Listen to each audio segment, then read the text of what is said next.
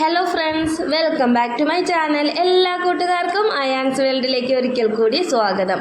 ഇന്ന് ഞാൻ വീണ്ടും ഒരു കിടക്കാച്ചി 4 മണി പലഹാരത്തിൻ്റെ റെസിപ്പി ആയിട്ടാണ് എത്തിയിട്ടുള്ളത്.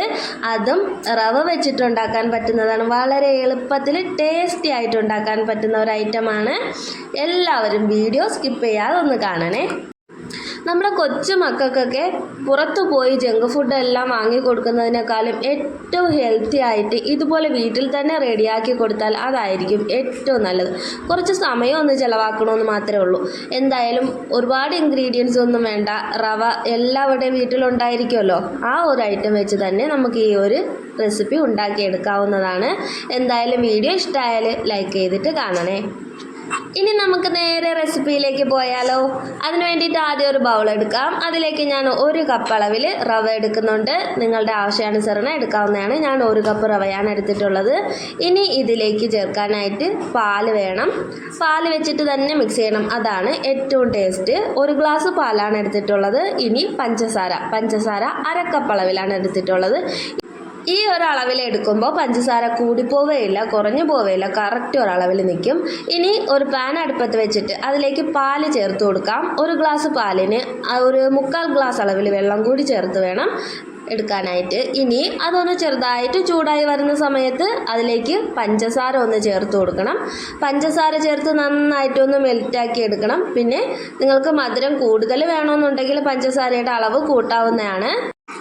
അതുപോലെ റവ കൂടുതലാണ് എടുക്കുന്നതെങ്കിൽ അതനുസരിച്ച് പഞ്ചസാരയുടെ അളവും കൂട്ടാം. പിന്നെ പാലിൻ്റെ അളവ് ഒത്തിരി അങ്ങ് കൂട്ടിയില്ലെങ്കിലും കുഴപ്പമില്ല, ഇതുപോലെ മതി.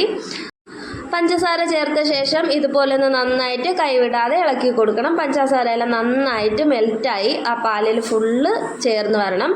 എന്നിട്ട് ആ പാല് വീണ്ടും തിളച്ച് വരാൻ തുടങ്ങുമ്പോൾ അതിലേക്ക് റവ ചേർത്ത് കൊടുക്കാം. റവ ചേർത്ത് കൊടുത്ത ശേഷം നന്നായിട്ട് ഫുള്ളായിട്ടൊന്ന് ഇളക്കി യോജിപ്പിച്ചെടുക്കണം. നമ്മൾ ഈ പത്തിരിയൊക്കെ ഉണ്ടാക്കുമ്പോൾ വെള്ളം തിളപ്പിച്ചിട്ട് അതിൽ മാവ് റെഡിയാക്കി എടുക്കൂലേ, ഇതുപോലെ ഉരുട്ടിയെടുക്കുന്ന ആ ഒരു പരുവത്തിനാക്കി എടുക്കണം.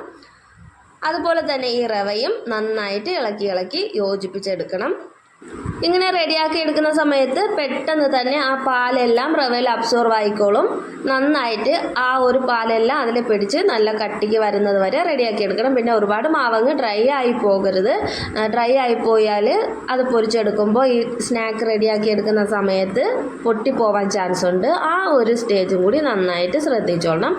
അങ്ങനെ കറക്റ്റ് കൺസിസ്റ്റൻസിയിൽ കിട്ടിയിട്ടുണ്ട്. ഈ ഒരു സ്റ്റേജിൽ ഇനി അതങ്ങ് മാറ്റി വെച്ച ശേഷം ചെറുതായിട്ടൊന്ന് തണുക്കാനായിട്ട് വെയിറ്റ് ചെയ്യാം. തണുക്കുന്നതെന്ന് വെച്ചാൽ നമ്മുടെ കയ്യിലൊന്ന് ഉരുട്ടിയെടുക്കാൻ പരുവത്തിന് ആയി കിട്ടണം.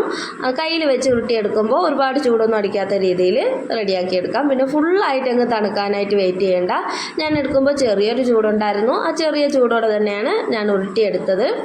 പിന്നെ ഇത് ചെയ്യുമ്പോൾ പാലിന് പകരം വെള്ളവും ചേർക്കാം. പക്ഷേ വെള്ളം ചേർക്കുമ്പോൾ കറക്റ്റ് ആ ഒരു ടേസ്റ്റിൽ കിട്ടണമെന്നില്ല, ടേസ്റ്റ് വ്യത്യാസം വരും. ഏറ്റവും നല്ല ടേസ്റ്റിൽ കിട്ടുന്നത് ഇതുപോലെ പാല് ചേർത്ത് ചെയ്തെടുക്കുമ്പോൾ തന്നെയാണ്. അങ്ങനെ ഞാനിത് ഒരു കട്ട്ലറ്റിൻ്റെ ആ ഒരു ഷേപ്പിലാണ് ആക്കിയെടുത്തത്. നിങ്ങൾക്ക് ഇഷ്ടമുള്ള ഏത് ഷേപ്പിൽ വേണോ ചെയ്തെടുക്കാം, ഒരു കുഴപ്പമില്ല. കട്ട്ലറ്റിൻ്റെ ഷേപ്പ് ആകുമ്പോൾ നന്നായിട്ടൊന്ന് വെന്ത് കിട്ടും. പിന്നെ ഇത് ചെയ്തെടുക്കുമ്പോൾ കയ്യിൽ കുറച്ച് എണ്ണയും കൂടി സ്പ്രെഡാക്കിയതിന് ശേഷം ചെയ്തെടുത്താൽ കയ്യിലൊന്നും ഒട്ടിപ്പിടിക്കാതെ നന്നായിട്ട് കിട്ടിക്കോളും. ഞാനങ്ങനെ എല്ലാം ഇതുപോലെ കട്ട്ലറ്റിൻ്റെ ഷേപ്പിലാക്കി എടുത്തിട്ടുണ്ട്. ഏറ്റവും പെർഫെക്റ്റായിട്ട് കിട്ടുന്നത് ആ ഒരു ഷേപ്പ് തന്നെയാണ്. കാണാനും ഭംഗിയാണ്, അതുപോലെ തന്നെ കഴിക്കാനും. അപ്പോൾ ഈ ഒരു വീഡിയോ കണ്ടിട്ട് എല്ലാവരും ഇതൊന്ന് ചെയ്ത് നോക്കണേ. ചെയ്ത് നോക്കിയിട്ട് ഫീഡ്ബാക്ക് അറിയിക്കുകയും ചെയ്യണം. അപ്പോൾ ഇത്രയാണ് എനിക്ക് കിട്ടിയിട്ടുള്ളത്. ഇനി ഇത് നമുക്കൊന്ന് പൊരിച്ചെടുക്കണം. പൊരിച്ചെടുക്കുമ്പോൾ വെളിച്ചെണ്ണയിൽ തന്നെ ചെയ്യാൻ ശ്രദ്ധിക്കണം, എന്നാലേ കറക്റ്റ് ആ ടേസ്റ്റ് കിട്ടുള്ളൂ. മറ്റേ സൺഫ്ലവർ ഓയിലൊക്കെ എടുക്കുകയാണെങ്കിൽ വേറൊരു ടേസ്റ്റായി പോവും. വെളിച്ചെണ്ണയാണ് ഏറ്റവും നല്ലത്. വെളിച്ചെണ്ണ ചേർക്കുമ്പോൾ ഇത് മുങ്ങിക്കിടക്കുന്ന രീതിയിലൊന്നും ചേർക്കണ്ട, കുറച്ച് മാത്രം മതി. പിന്നെ നോൺ സ്റ്റിക്കിൻ്റെ പാത്രമാണെങ്കിൽ പെട്ടെന്ന് ഒട്ടിപ്പിടിക്കാതെ കിട്ടും. ഞാൻ 2 പാത്രത്തിലും ചെയ്ത് നോക്കിയിട്ടുണ്ട്. അപ്പോൾ നോൺ സ്റ്റിക്കിൻ്റെ ആയപ്പോൾ ഒട്ടും ഒട്ടിപ്പിടിക്കാതെ കറക്റ്റ് പെർഫെക്റ്റായിട്ട് എനിക്ക് കിട്ടിയിട്ടുണ്ട്. മറ്റേതിൽ ചെറുതായിട്ടൊന്ന് മൂട്ടിൽ പിടിച്ച് അതുപോലെ തന്നെ പൊട്ടിപ്പോയിട്ടൊക്കെ ഉണ്ട്. അതുകൊണ്ട് ഇതിൽ ചെയ്തെടുക്കുന്നതായിരിക്കും നല്ലത്. അപ്പോൾ എല്ലാം ഞാനിതുപോലെ എണ്ണയിൽ ഇട്ടിട്ടുണ്ട്. ഇനി ഇതിൻ്റെ അടിഭാഗം നല്ല ഗോൾഡൻ ബ്രൗൺ കളറായി വരാൻ തുടങ്ങുമ്പോൾ മാത്രമേ മറിച്ചിട്ട് കൊടുക്കാവൂ. പിന്നെ ഇത് എണ്ണ കുടിക്കുമെന്നും പേടിക്കേണ്ട, അതുപോലെ തന്നെ പൊട്ടിപ്പോകുന്നു, മറിച്ചിടുന്ന സമയത്ത് പൊട്ടിപ്പോകുന്നു ഒരു പേടി വേണ്ട, അങ്ങനെ ഒന്നും സംഭവിക്കില്ല. ഇത് നല്ല പെർഫെക്റ്റ് ആയിട്ട് നമ്മൾ പാല് തിളപ്പിച്ചതിന് ശേഷം അതിൽ വേവിച്ചെടുക്കുന്നത് കൊണ്ട് അങ്ങനെ പൊട്ടിപ്പോവുകയില്ല, ഒരുപാട് അങ്ങ് എണ്ണ കുടിക്കുകയില്ല. അതുകൊണ്ട് വളരെ ഹെൽത്തിയാണ്. എല്ലാവരും ഉറപ്പായിട്ടും ഒന്ന് ഇത് ട്രൈ ചെയ്ത് നോക്കണേ. കൊച്ചു കുട്ടികൾക്കായാലും മുതിർന്നവർക്കായാലും ഇത് ഒരുപോലെ ഇഷ്ടപ്പെടും. അങ്ങനെ ഞാൻ രണ്ട് സൈഡും തിരിച്ചു മറിച്ചിട്ട് നന്നായിട്ടൊന്ന് വേവിച്ചെടുത്തിട്ടുണ്ട്. ഇതിൻ്റെ അകം ഒരുപാട് വേവണമെന്നില്ല, കാരണം നമ്മൾ ഇത് മാവെല്ലാം നന്നായിട്ട് വേവിച്ചാണല്ലോ എടുത്തത്. അതുകൊണ്ട് പുറം നന്നായിട്ടൊന്ന് ക്രിസ്പിയായി കിട്ടിയാൽ മതി.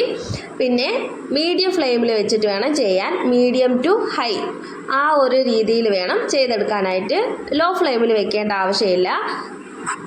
ഇതേണ്ട ഈ പണി എനിക്ക് എപ്പോഴും കിട്ടുന്നതാണ്. എന്നെ നാണം കെടുത്താനായിട്ട് ഈ ഒരു ഐറ്റം.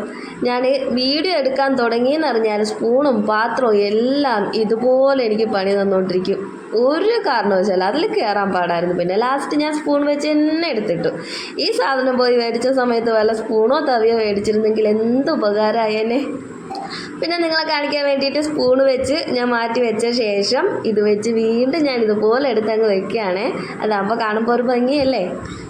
അപ്പോൾ ഈ ഒരു ഐറ്റം എല്ലാവരും ഉണ്ടാക്കി നോക്കാൻ മറക്കരുത്. അതുപോലെ തന്നെ വീഡിയോ ഇഷ്ടമായാലും ലൈക്ക് ചെയ്യാൻ മറക്കരുത്, കമൻറ്റ് ചെയ്യാൻ മറക്കരുത്, നിങ്ങളുടെ ബന്ധുക്കളിലേക്കോ കൂട്ടുകാരിലേക്കോ ഷെയർ ചെയ്യാനും മറക്കരുത്. പിന്നെ ഇതിൻ്റെ ടേസ്റ്റ് നമ്മൾ ഈ ഗുലാബ് ജാമുനൊക്കെ കഴിക്കില്ലേ, ആ ഒരു ടേസ്റ്റാണ്. അതുപോലെ നല്ല അടിപൊളി ഒരു ടേസ്റ്റാണ്. എല്ലാവരും ഒന്ന് ചെയ്ത് നോക്കണേ. ഇതിൻ്റെ പുറമെ നല്ല ക്രിസ്പിയാണ്, അതുപോലെ തന്നെ അകം നല്ല സോഫ്റ്റാണ്. അപ്പോൾ കഴിക്കാനും ഒരു വെറൈറ്റി ടേസ്റ്റും നല്ല അടിപൊളിയാണ്. എന്തായാലും ഇതൊരു കിടുക്കാച്ചി ആയിട്ടാണ്, എല്ലാവർക്കും ഇഷ്ടമാവും. പുറമേ നല്ല ക്രിസ്പി, അകമേ വന്നിട്ട് ഈ കാണുന്നത് പോലെ നല്ല സോഫ്റ്റാണ്. അതുപോലെ തന്നെ ഇത് ഫ്രിഡ്ജിൽ വെക്കാതെ 3 ദിവസം വരെ നമുക്ക് പുറത്ത് വെച്ച് യൂസ് ചെയ്യാം, ഒരു കുഴപ്പവും വരില്ല. ഞാൻ 3 ദിവസം വെച്ചിരുന്നു, അതുകൊണ്ടാണ് ഞാൻ പറയുന്നത്. നല്ല ക്രിസ്പിയായി വരുന്നതുകൊണ്ട് തന്നെ ഒരു കേടും വരാതെ ഇരുന്നോളും. അപ്പോൾ ചൂടോടെ കഴിക്കാനും തണുത്തിട്ട് കഴിക്കാനും അടിപൊളി ടേസ്റ്റാണ്. എല്ലാവരും ഒന്ന് ട്രൈ ചെയ്ത് നോക്കണേ. അപ്പോൾ എൻ്റെ ചാനൽ ആദ്യമായിട്ട് കാണുന്ന കൂട്ടുകാരുണ്ടെങ്കിൽ ഉറപ്പായിട്ടും ചാനൽ ഒന്ന് സബ്സ്ക്രൈബ് ചെയ്തതിന് ശേഷം കാണണേ. അതുപോലെ തന്നെ എൻ്റെ വീഡിയോ ഇഷ്ടമായാൽ ലൈക്ക് ചെയ്യാൻ മറക്കരുത്. നിങ്ങളുടെ അഭിപ്രായം എന്താണോ അത് കമൻ്റായിട്ട് അറിയിക്കാനും മറക്കരുത്. അപ്പോൾ ഇന്നത്തെ റെസിപ്പി എല്ലാവർക്കും ഇഷ്ടമായെന്ന് പ്രതീക്ഷിക്കുന്നു. ഇന്നത്തെ വീഡിയോ ഇത്രയേ ഉള്ളൂ. Okay, Tata, bye bye.